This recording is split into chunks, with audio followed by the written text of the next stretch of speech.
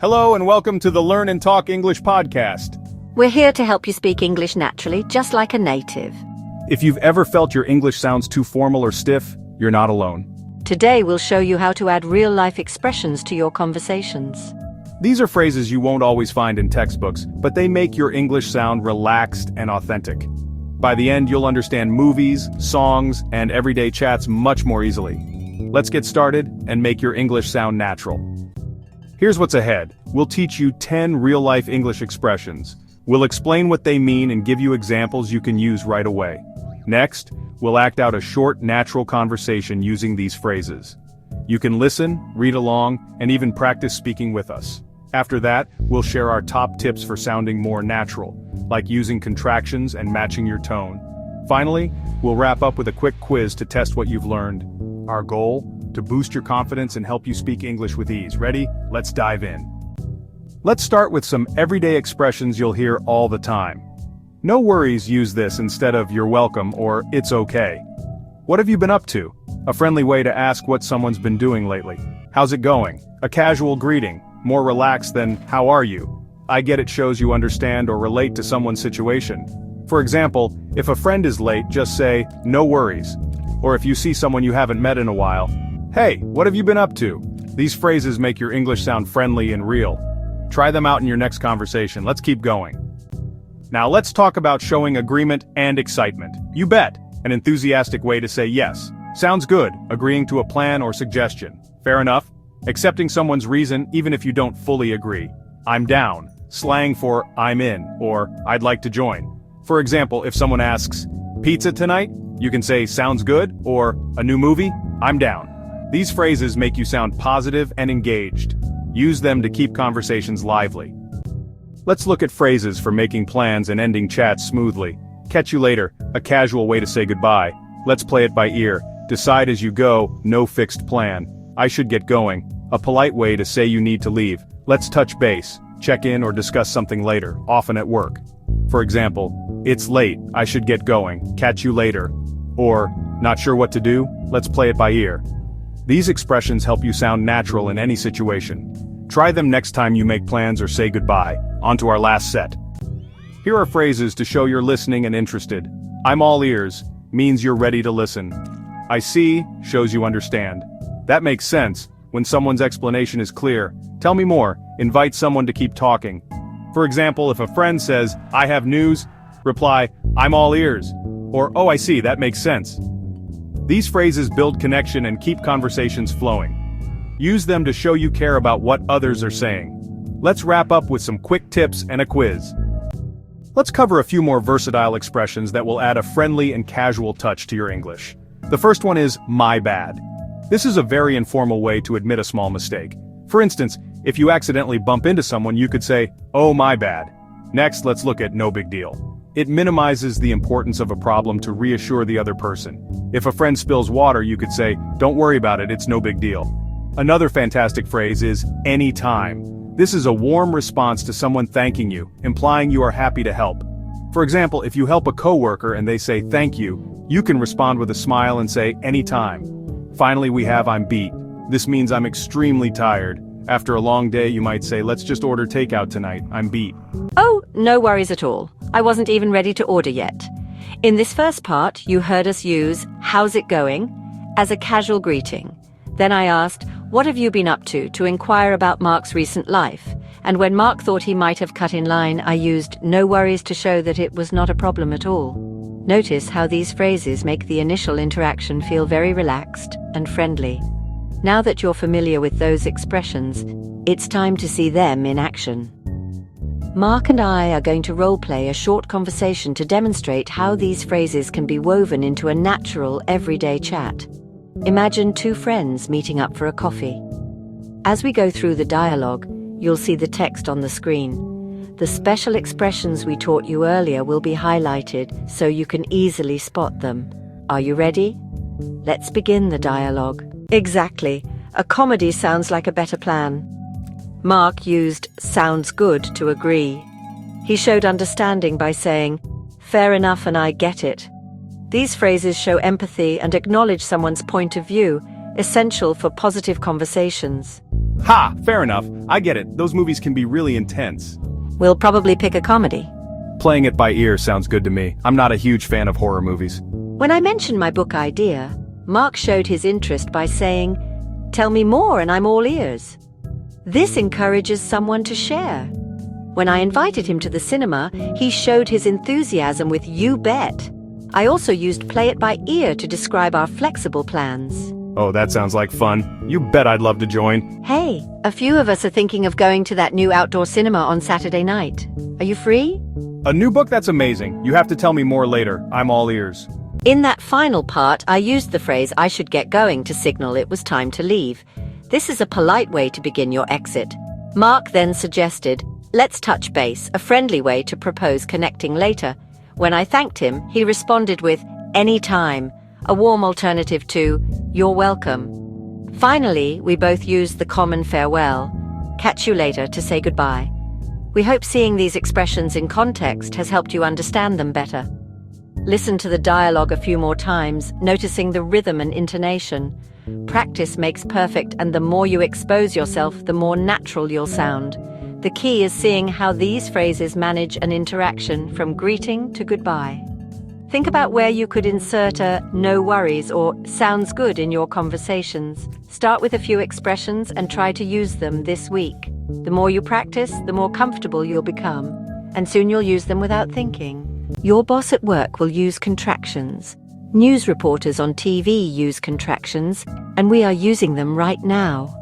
Embracing them is a key step in bridging the gap between the English you learn in a book and the English that is spoken in the real world every single day.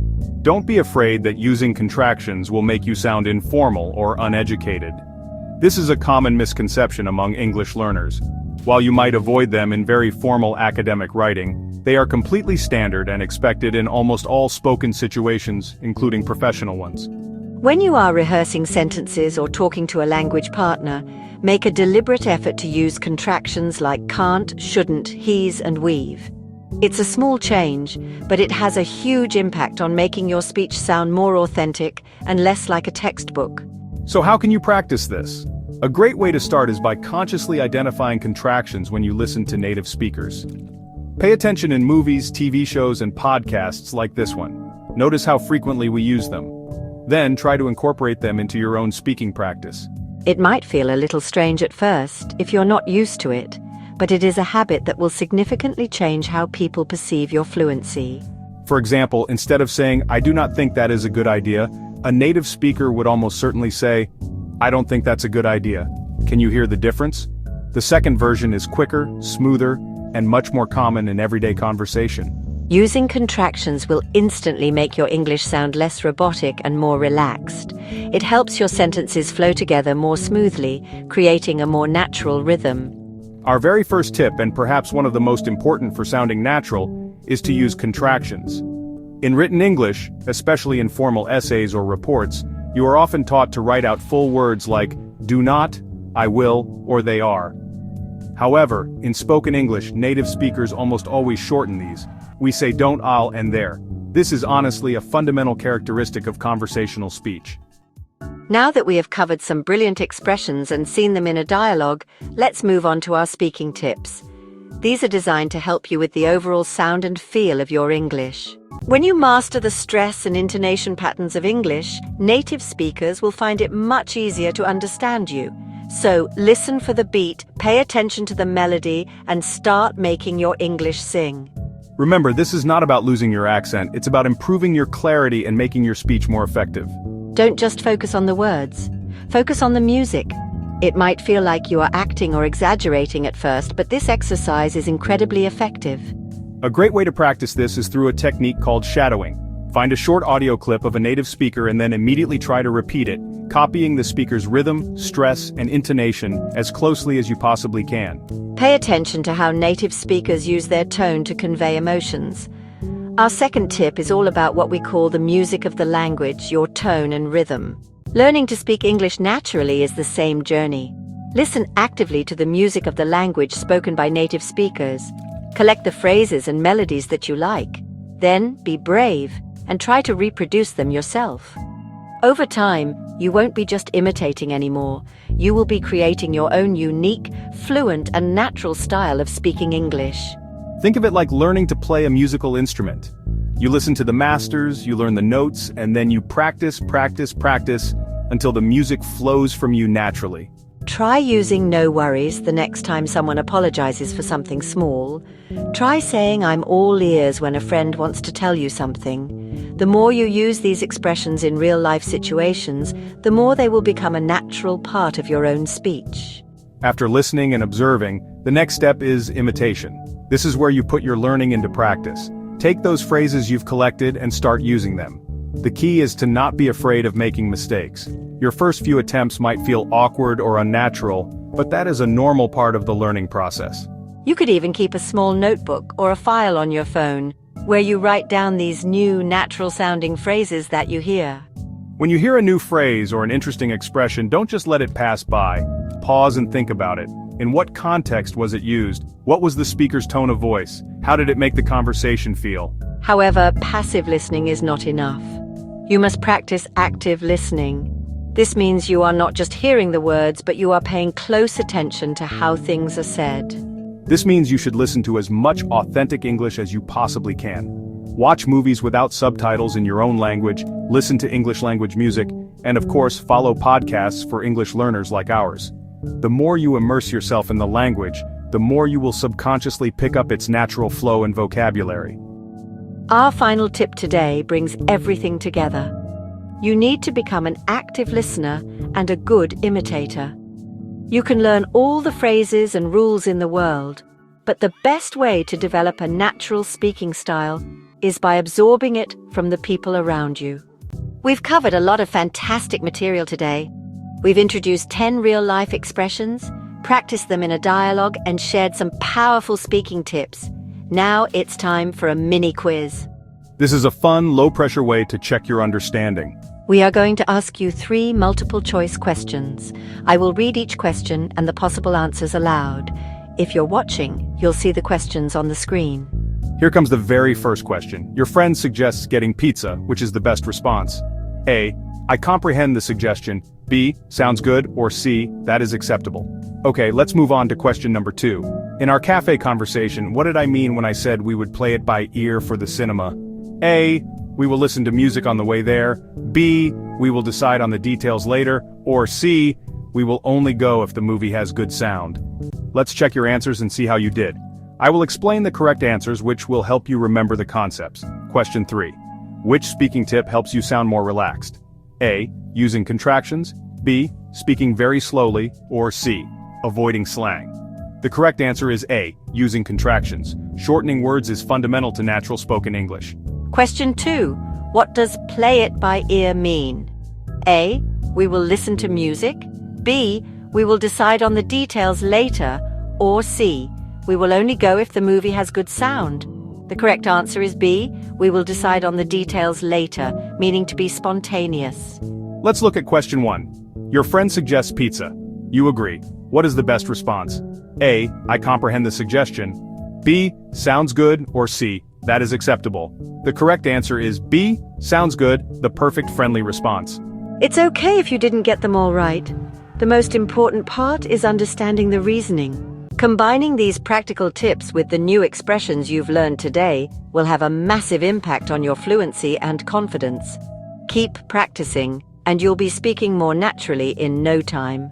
Finally, we shared 3 essential speaking tips to improve your overall sound. Tip number 1 was to embrace contractions like I'm, don't, and it's.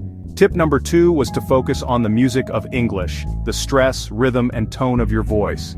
And tip number 3 was to become an active listener and imitator, constantly learning from the native speakers you hear around you. We recommend listening to that dialogue again, but this time, pay close attention to the flow and rhythm. Notice how the expressions make the chat feel easy and authentic. Try to mimic that flow in your own conversations. Next, we saw how to use these phrases in our dialogue practice. The key lesson there was context.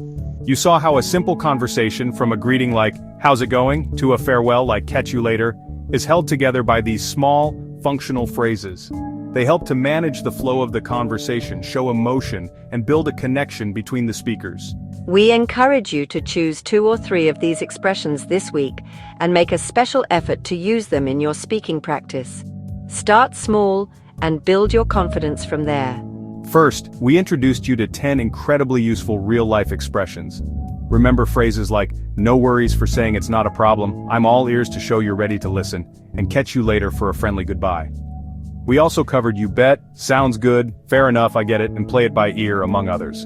These are the building blocks of natural conversation. Now, before we wrap up, let's do a very quick review of the most important takeaways from today's episode.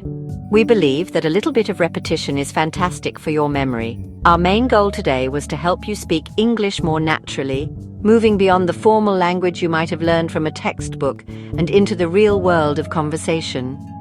How did you do on the quiz? We hope you found it helpful. Whether you got all 3 correct or learned something new from the answers, you've done a great job just by participating and engaging with the lesson. From me, Lucy, and from Mark, thank you once again for listening. We look forward to seeing you next time for another lesson designed to help you speak English naturally and confidently. Until then, take care, and as we learned today, catch you later. Goodbye everyone, and happy learning. Also, don't forget to give this video a like if you found it helpful, and most importantly, hit that subscribe button and turn on notifications so you won't miss our next episode. That's all from us for now. Keep practicing, stay curious, and continue to immerse yourself in the beautiful English language. If you enjoyed this episode and found it valuable, we would be incredibly grateful for your support. Please take a moment to leave a comment below and let us know which of the expressions we taught today was your favorite, or if there's a particular topic you'd like us to cover in a future episode. Your feedback helps us create the content that you want and need. We hope the dialogue practice gave you a clear picture of how these elements come together in a real conversation. The key now is to take what you've learned and put it into practice. Don't be afraid to experiment with these new expressions. The more you use them, the more they will become a natural part of your own vocabulary, and you'll find your conversations becoming smoother and more engaging as a result. Remember, learning a language is a marathon, not a sprint, and every single step you take, like listening to this podcast, brings you closer to your goal of speaking English with ease and natural flair. We've covered a lot today, from essential phrases like "no worries" and "I'm all ears" to the importance of using contractions and matching the rhythm of native speakers. We sincerely hope that you found this session on real-life expressions and natural speaking tips both helpful and enjoyable. Our mission is always to provide you with practical, effective tools that you can start using right away to improve your confidence and fluency. And just like that, we've reached the end of episode 45 of the Learn and Talk English podcast.